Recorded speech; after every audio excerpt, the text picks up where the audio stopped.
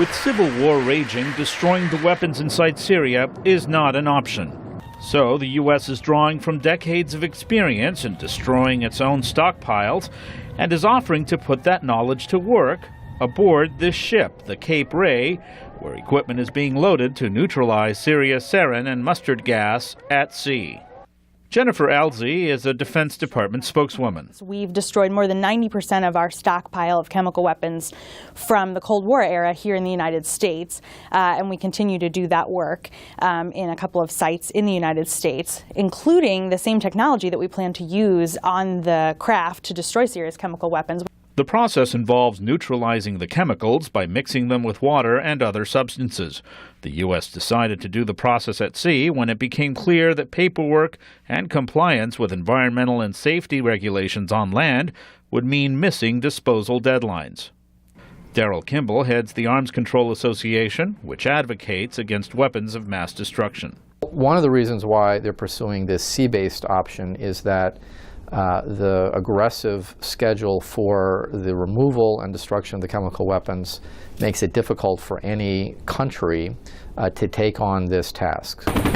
Officials say the process, though never tried aboard a ship, is safe.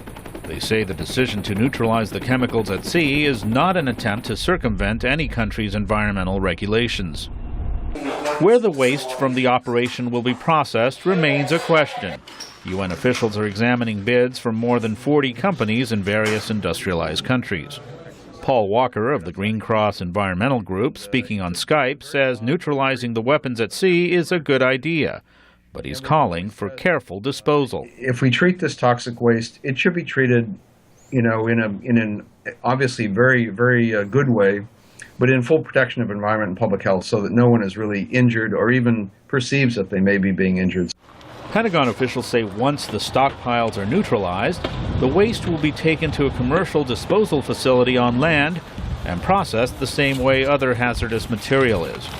Spokeswoman Jennifer Alzey. Low-level effluent will be stored on the ship. Nothing will be going into the ocean during this process. UN inspectors have identified at least 20 tons of mustard gas and more than 1,000 tons of materials used to make sarin and other weapons that Syrian forces used to kill more than 1,000 civilians earlier this year. Under a deal that followed threats of U.S. military action against the Syrian government, all chemical weapons must be removed from the country by December 31st. Luis Ramirez, VOA News at the Pentagon.